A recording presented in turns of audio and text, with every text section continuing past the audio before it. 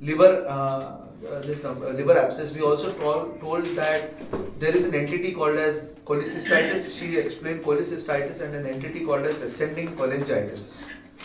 Now, in plain language, cholecystitis is when the gallbladder gets inflamed, and ascending cholangitis is a completely different thing compared to cholecystitis. They are interrelated, but they are different. What is the difference if you say, if you explain to me, if I want to explain to you, ascending cholangitis and cholecystitis can occur first of all together. It can occur completely separately also. Ascending cholangitis and cholecystitis, it can be separate also. The difference between cholecystitis and ascending cholangitis is cholecystitis is a very slow course. Very slow course. Okay, you'll have some pain, you'll have some fever. Okay, that's how it will come in. Ascending with the cholecystitis. That is how cholecystitis will present. Okay, there will not be a very severe course that comes in. Whereas ascending cholangitis will come with an extremely severe course. Patient will have fever, will have rigors, and by evening patient will be in septic shock. So there is a marked difference between ascending cholangitis and cholecystitis. Ascending cholangitis is because of inflammation of the biliary tree, whereas cholecystitis is because of inflammation of the gallbladder itself. Clear? So in clinical features, they will present very similarly. You will have, in clinical feature, you will have fever, you will have chills and rigors, okay, you may have a jaundice that is coming in, So there are few things that will probably be the same when you look at cholecystitis and cholangitis. But the difference is the fact that cholangitis will be more severe in presentation and will progress very fast.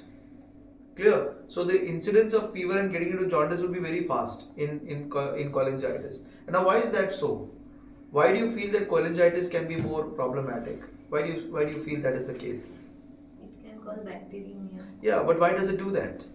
Why does it do that? You're right, it can cause bacteremia, but why does it do that?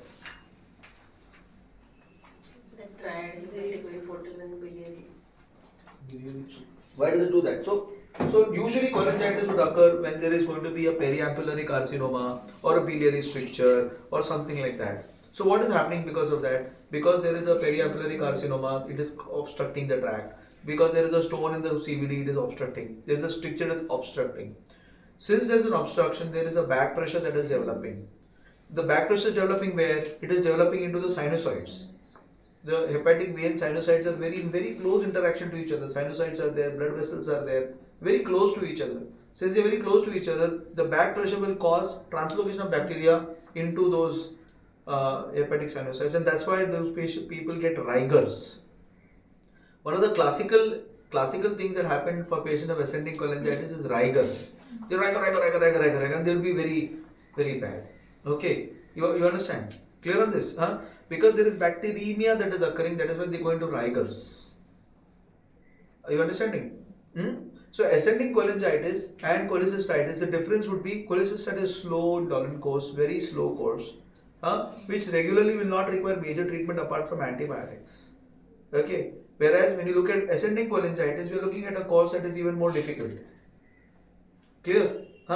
They will present very similarly to each other. What about the clinical examination? Again, the clinical examination will be almost the same. You'll have a right upper quadrant pain, on tenderness, on pressing. Classically, they have something called as a Murphy's sign when it's gallbladder. What is the Murphy's sign? The Murphy's is a sonographic sign. When they're actually sounding the gallbladder, they will have pain.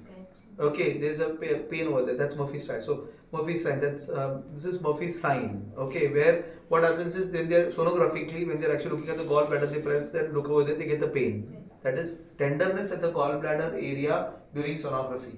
This is usually seen with cholecystitis and not very well seen with ascending cholangitis. Clear? Cholecystitis, ascending cholangitis. What are the laboratory investigations? So one of the classical features to differentiate between cholecystitis and cholangitis is the laboratory. Okay, let's go one by one. So what happens to the CBC? The CBC may show leukocytosis. It may show leukocytosis, but the real thing in these cases, ratio. The real thing is the neutrophil lymphocyte ratio. So what happens is in patients, sir, lecture, I'll give a call later. So in a case of cholecystitis, the neutrophil lymphocyte ratio is not going to be very high. 3, 3.5, 4. With neutrophil lymphocyte ratio is a fantastic tool that gives you the stress in the body. It gives you the stress in the body. Anything more than 10 is stressful. Anything more than 10 is stressful. Anything less than 10 is less stressful. Okay. Now there is a small cutoff between ascending cholangitis and cholecystitis. So because both of them will have a high WBC count. Now you want to figure out whether you want to estimate whether this could be ascending cholangitis or whether this could be cholecystitis. This is our thinking, right? We want to estimate that. So by looking at the CBC, if the neutrophil lymphocyte ratio is on the lower side, okay, that's 3 or 2 or 5 or 4 or something like that, neutrophil lymphocyte ratio, you are looking at something like cholecystitis, because it's not supposed to be something that is very sick or very severe, right? But when you have a neutrophil lymphocyte ratio that is upwards of 6, then you're looking at something like ascending cholangitis, right? If you're looking at something upwards of 6, you'll be looking at ascending cholangitis. Okay, clear on this? Clear on this till now? Okay. Now, in just for a comparison sake, when you have appendicitis, your neutrophil lymphocyte ratios are 10 and all. That is very sick patients, because it's appendicitis. That's why we need to quickly run in and remove that appendix, isn't it? So appendicitis is just comparison given. It's 9, 10. It will be the NL ratios there. Whereas when you're looking at cholecystitis, it will be low down, 3, 2, not be very high. Whereas looking at ascending cholangitis, it is going to be more than 5 or 6. That's how you're going to see this as such. Then the next very important investigation that you need to do at the bedside is the ultrasound. It's very, very important to do, understand doing an ultrasound, and that's why gallbladder ultrasounds are something that you should all do. Okay, before that, one more investigation that we do is the liver function testing. Now, the liver function testing, largely, if you take 20 patients in the ICU and you do liver function testing of those sepsis 20 patients, you will get bilirubin to be high and you will get alkaline phosphatase to be high. This is going to occur. You will not get it to be normal. It is going to be high because sepsis of this nature that brings the patient into the intensive care unit would cause cholestasis. And cholestasis would cause the alkaline phosphatase to go up. That doesn't mean this patient has got a liver pathology. It's just saying that this patient has got sepsis and cholestasis is occurring. So if you were to look at liver functions of all these patients, you will see the bilirubin to be 1.9. To someone yesterday you called me and said bilirubin is 3-4 days ago you told me bilirubin. You should understand what you're looking at. You can't just tell me bilirubin is 2. You must understand what you're looking at. This is because of the sepsis that is there in place. If the bilirubin is 2, I'm not going to go and evaluate this patient for an ultrasound to understand what is happening to the liver, because I know this is part of sepsis. You should be able to pick that up very clearly. When it occurs because of acute cholecystitis or cholangitis, you will find that it will be more than 4. Okay, it won't be that 2 and 3 and all. It will be much more than 4 or something like that, when that's causing something over there. Okay, then the pathology would probably, then you would want to investigate as to what I'm dealing with, right? Similarly, the alkaline phosphatase and the AST would be very high. So in ascending cholangitis, the AST would go more than thousands very quickly. So morning it's like 200, one day prior it was like 100, 200, and then second day it's 1200 and 1300. This is what is going to happen in ascending cholangitis, right? There will be a very rapid spread that will basically occur once the patient has ascending cholangitis. So the laboratory would help you to distinguish between an indolent cause and a cause that is quite stormy, okay, by looking at the laboratory. That's why you should look at it very carefully. If the patient's the liver is at 100, 200, this is usually congestion, it's usually sepsis, it's usually cholestasis. So don't worry about it. It's something that I need to treat the sepsis and I see that coming down. Are you understanding? But if it's gone 1500, 1200, I'm looking at something further and I need to figure out what it is. Clear? The next step is about ultrasound. So all of us in the ICU should know how to do an ultrasound. Okay, and especially this is very important when it comes to this kind of pathologies when you're looking at gallbladder. How to do the gallbladder ultrasound? It is a very simple process. Very simple process. When you put your ultrasound, you put it directly in the mid-clavicular line. Use any of the probes. You can either use the cardiac probe or you can use the curvilinear probe. Either the cardiac probe, that's the phased array probe, or you can use the curvilinear probe. Okay, both of those probes you can keep it under the liver in the mid-clavicular line and just focus towards the liver. The big black that you see inside is going to be the gallbladder. So very often you may not see it in our ICUs. Why? Why you may not see it? No, because we are feeding them. since we are feeding them, the gallbladder will keep on collapsing and it will collapse. So you may not see a big gallbladder. You understand? But in the patient that has not been fed, classically the patient who's first time presenting to you, the patient that is first time presenting to you with illnesses, they will be able to find the gallbladder very easily. Okay, just put the probe over there, look at the big black that you are seeing over there, that is the gallbladder, and then fan it out. As you fan it out, you will see from the fundus to the cystic duct. So you should be able to see from the fundus to the cystic duct. It's very important to see that. And why is it important as a doctor in the intensive care to see that? Because there are certain pathologies that you should be picking up right over there, of which one is what is gallbladder wall edema. Okay, that's very, very important. Gallbladder wall edema, which helps a lot in dengue fever, in sepsis, in fluid overload, helps everywhere. Normal gallbladder wall thickening is 3 millimeters. Normally. So if you freeze the image and see the gallbladder wall, it will be 3 millimeters. Anything more than 3 millimeters is said to be gallbladder wall thickening. Clear? It is supposed to be gallbladder wall thickening. Similarly, when you follow the cystic duct, you will find the common bile duct. You just have to follow the cystic duct, you will find the common bile duct. The moment you find the common bile duct, okay, the common bile duct has to be anything more than 7. Common bile duct is supposed to be dilated. Okay, anything more than 7. So 10 and all is very, very dilated common bile duct, which is important for us to understand ascending cholangitis. Clear? Huh? Clear on this? Ascending cholangitis, समझ में आ गया? Huh? Now, so that will be the first investigation. So I need to first find out now which organ is kind of involved. By doing this, I will know, okay, maybe this is the organ that is involved, and then I can go to a higher test like a CT scan or an MRCP. Now, why do you do a CT scan? Because I will see other pathologies. It may be something else. It may be hepatic abscess, which masquerades as ascending cholangitis. It could be just a carcinoma of the colon. It could be anything that is over there. So I do a CT scan to figure out what it could be. First, I already have a preconceived notion. Okay, this is what it is. I'm seeing this, so I need to do this. That's how it is. And then I do a CT scan. Why do an MRCP? I do an MRCP. What is an MRCP? An MRCP will tell me all the anatomy of the bile duct. So today, if I am thinking strongly this is ascending cholangitis, I need to do an MRCP, not a CT scan. You understand? Huh? Because I want to figure out what is the situation of the bile ducts. Are you understanding? Huh? And then I will go further for further management. Because I am expecting ascending cholangitis is because of an obstruction somewhere in the system which is causing back pressure. That's why I need to figure out the system well. Clear? Clear on this? Clear till now? Huh? So you understood the basic difference between ascending cholangitis and cholecystitis per se?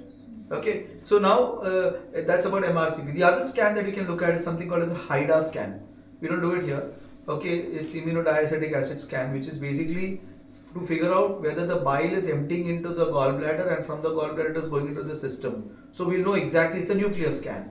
It's a nuclear scan which will actually tell us the function of the gallbladder, whether the cystic duct is patent, whether the gallbladder is emptying into the CBD, whether the CBD is taking it down. So this entire thing you will know exactly by looking at the HIDA scan.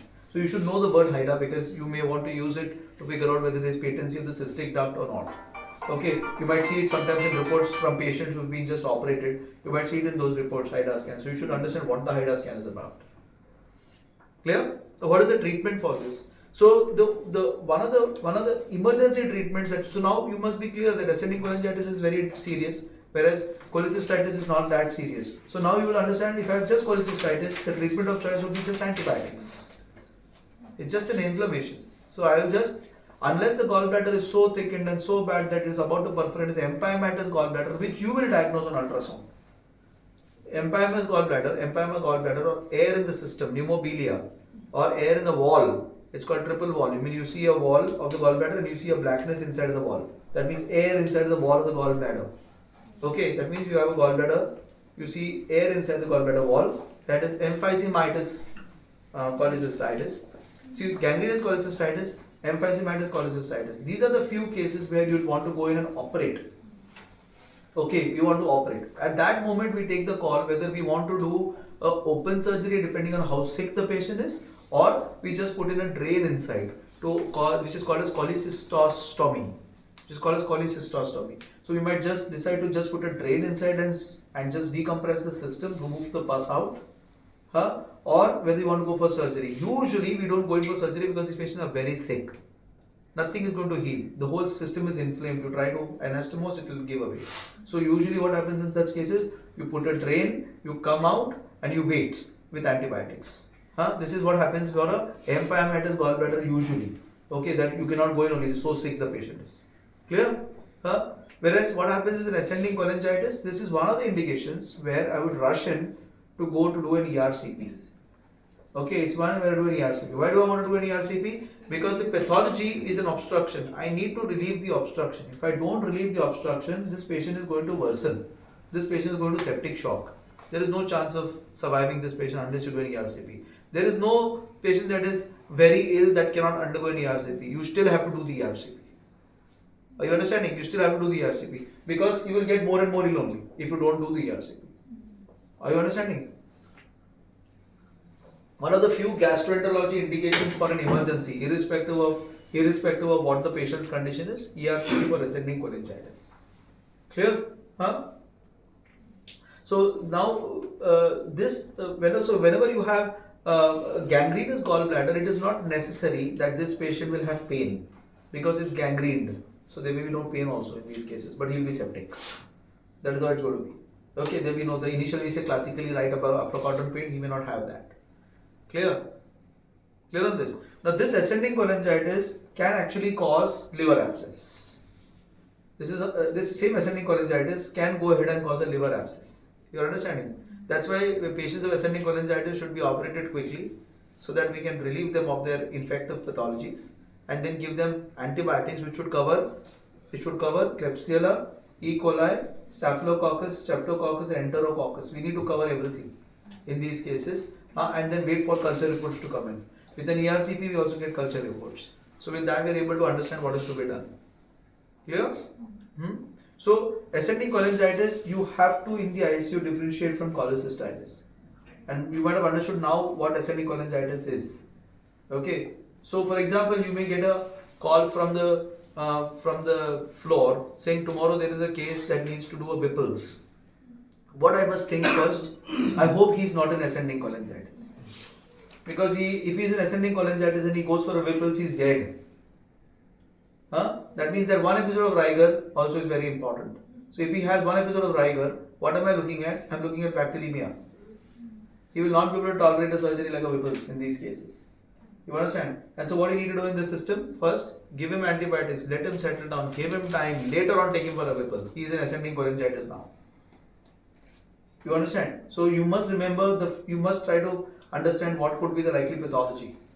Okay, ascending, you have to differentiate between cholecystitis and ascending cholangitis. Clear? Anything further? No, right? Sir, I couldn't get the last